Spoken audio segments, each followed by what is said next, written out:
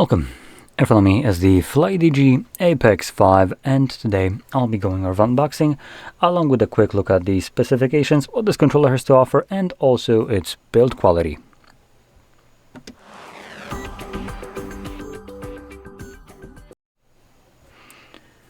So let's just get straight into this.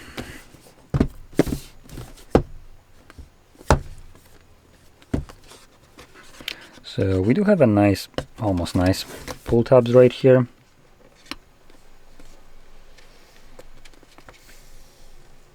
There we go.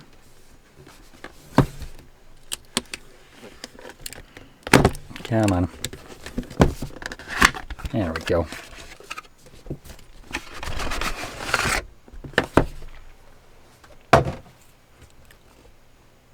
Rule the game. Okay. Anyway, let's just flip that up, and we do have this right here. 10 years, one obsession. Okay, cool, no one cares.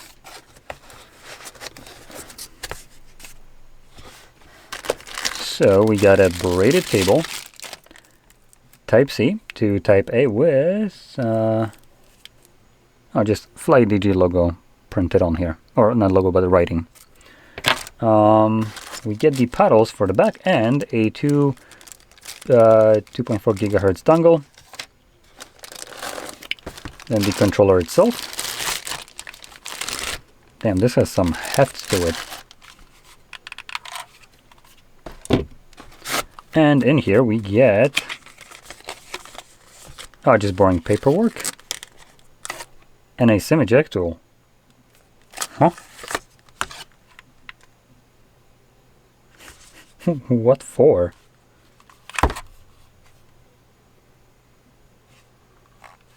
Trying to look at it. Where the hell would I ever need this?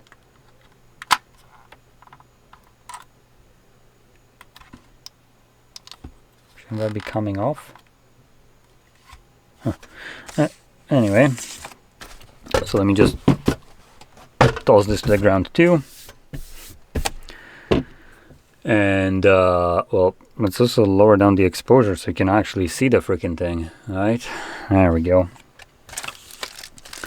Now in the little bag right here, we get the 2 paddles that you can mount to the back, like so. Ooh, this one is nice and quiet. Kinda like it. So in terms of design, this is almost identical to this one, the Vader 5 Pro. Though this one has a little bit different design and additionally way more programmable buttons. Now, in terms of the design, okay, this is also feeling a little bit less nice. So, let's boot it up.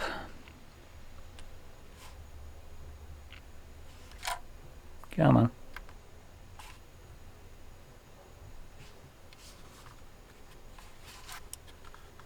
Ew.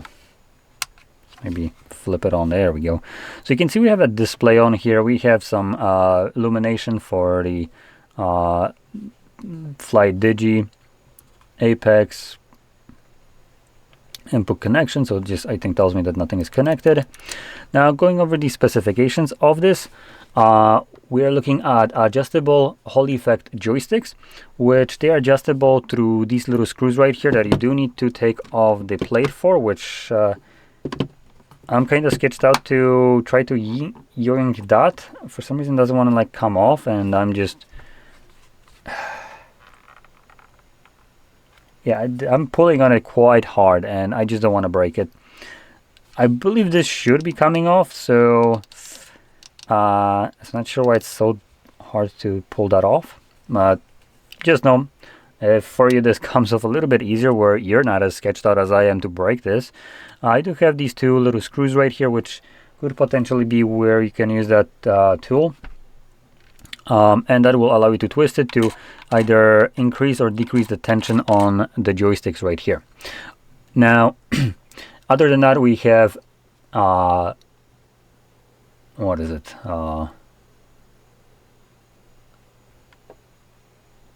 pretty sure that's incorrect. I'm just going to disregard that info and not mention it. So we have a redesigned back buttons and layout. Not really sure redesigned from what, as this is basically Xbox layout, but it does. I do want to point out we do have, you know, some buttons at the back. And these ones, and also these ones right here. And we have the LM and RM right here. So there is also a decent amount of buttons right here. So maybe saying way more, like I mentioned before, is not really accurate. On the Vader, there is like the 2 more buttons right here. And I think that was actually the extent of how many more buttons it had. Now, other than that, we have a 1000 Hertz pull rate and connectivity to this device. So we have supports 2.4 gigahertz via the dongle. We also have Bluetooth and wired connection using Neuralink technology for low latency. So for some reason, they're basically calling a wired connection their own specific technology. Like they're invented a freaking cables and functioning through that damn cable. Now, in terms of latency, we're looking at 3 milliseconds with that cable, 5 millisecond wireless. So I'm pretty sure that is with the dongle. And there's just no mention about Bluetooth latency. Obviously, that is usually going to be bottlenecked by the Bluetooth itself, which is pretty high usually, compared to things like the dedicated dongle. Another nice thing in here that I might not see on first glance is the 6-axis motion sensor. So it just basically gives you a gyro. If I think if they ever wanted to brand this as an Xbox, or not, sorry, Xbox, Jesus, what am I saying? As a Steam kind of controller, I think they do need to have a gyro for that, so that kind of gives them the ability to do so. I don't remember if there was any other requirements. I remember this one kind of was sticking out to me over the other ones. Additionally, the controller itself has a whopping 1500 milliamp hour battery, so that's pretty damn good for a controller. Though keep in mind, it does have a display and it does have RGB lighting, so that will be draining the battery. Now, for the best battery life, you would probably want to disable as much of that as possibly you could, to just have obviously the controller and nothing on top of that. This will get you the best battery life. And believe it or not, but RGB lighting actually consumes a shitload of energy. Which is also one thing that they're marketing, that they have the enhanced RGB lighting, which drains battery. Now, additional thing that isn't part of the package is one that you might be interested in, which is the little dock that you can get for it. So you can just sit the controller in it, and it does have pogo pins at the back to just kind of, magnetically plop on there and start charging. The device, like I mentioned, does have a built-in battery, so you could charge it either through the USB-C that is at the front of it, or top, however you want to look at it, or through that pogo pins and a dock if you have that, which would also allow you to display this controller nicely. Now, that being said, I do want to not drop the other controller in here. Just pop it open.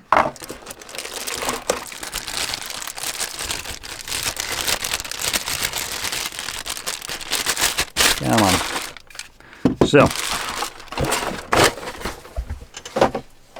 So this one also has its own kind of dongle and same paddle, same everything. So actually it has one more additional benefit, which this one I think also has. These it is, I think, labeled that it says force adjustable hole. No, those are just joysticks. Oh, it does. Force adapt triggers. Let's see what it says. Holy effect triggers with force feedback.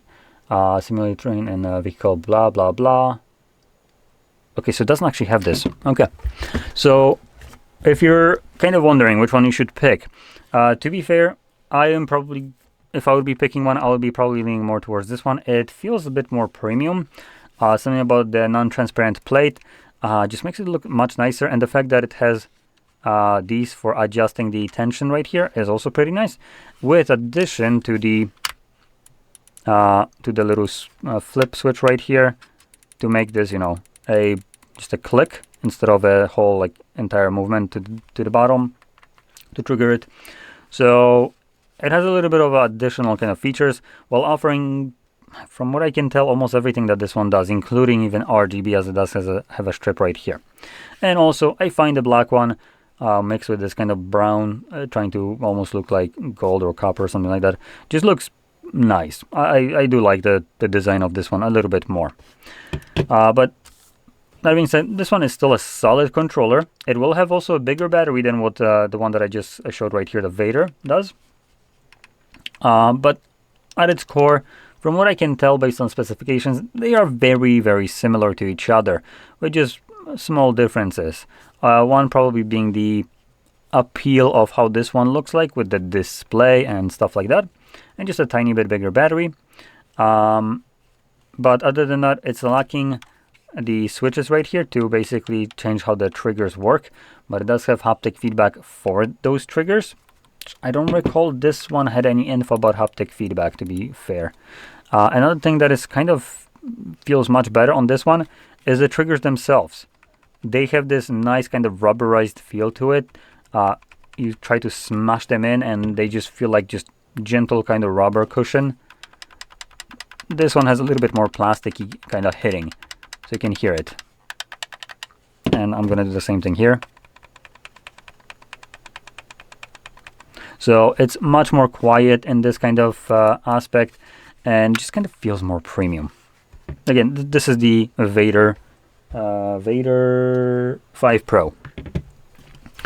Now, all in all, these controllers are pretty nice, premium. They do have definitely way better performance than any kind of Xbox controller. They might look like one, but they sure as shit don't feel like one in terms of usability, weight, as this is not a light controller, by the way. This has some heft.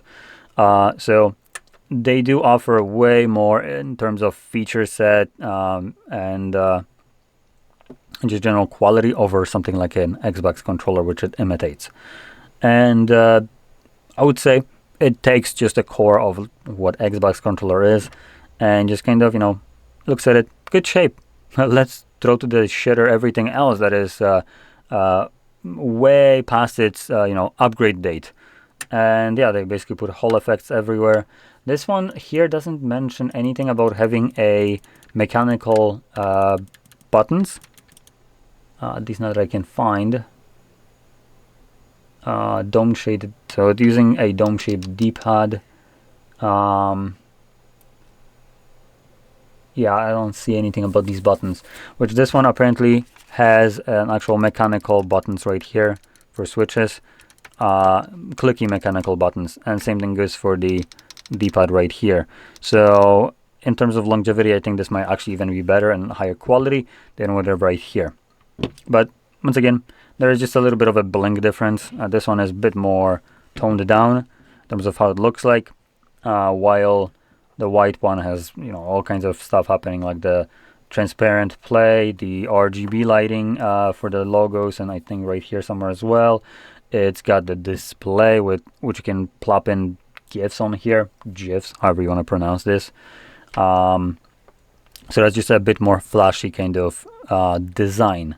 This one is more toned down, but it offers, I think, more.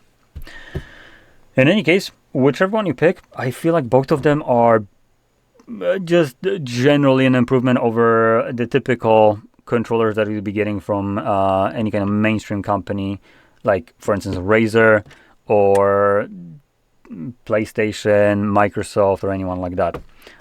Even I think they even would be better than something like the pro versions of the controllers from Microsoft and Xbox, minus the fact that like the Microsoft and PlayStation. Sorry, that's what I meant to say. Though the PlayStation has a hot swappable triggers because, you know, they're shit, so they break.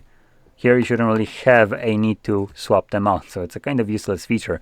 And by the way, if you're thinking about it, getting the PlayStation for some reason controller, just check out how often you can buy the replacement joysticks right there, as you might be able to replace them, but you also need to be able to buy them. So just a little bit of a heads up. So I think the best purchase is one where you don't need to be buying spare freaking parts because they continuously break, which all FX ones, honestly, it kind of tries to do that. One more thing that I do want to also point out, which is what I'm kind of waiting for, is the Steam controller. Now, I don't know if this is something that you'd be looking for, but I genuinely do love the Steam controller, the design of it, at least the one that was on a Steam Deck. And Steam controller is basically that, but just made into just a controller without a display. And it feels like a pretty nice premium device. So I am super excited to see this once it actually gets released, which honestly should have been now. Like, I'm pretty sure shortage of RAM and SSDs isn't affecting freaking controllers. So I would have loved to see that one compared even to this. But it hasn't been released yet for like 4 freaking months. So super psyched for that one to see how it actually compares. As they also have basically the equivalent like Hall effect sensors for their joysticks and so on. They also have gyroscopes in there. So I think it could be a controller that might be, in certain cases, even better, specifically if you're planning to use it with a computer, like you're either if you're using Windows or if you're using even Linux. So obviously the benefit of something like a Steam controller would be the fact that it has the trackpads, 2 of them, and also pretty freaking good haptic feedback. My goodness, those Gabe nipple rubbers, so nice. Now, in any case, that about sums it up. So I hope you found this very helpful, and if you did, don't forget to hit like, subscribe, and thanks for watching.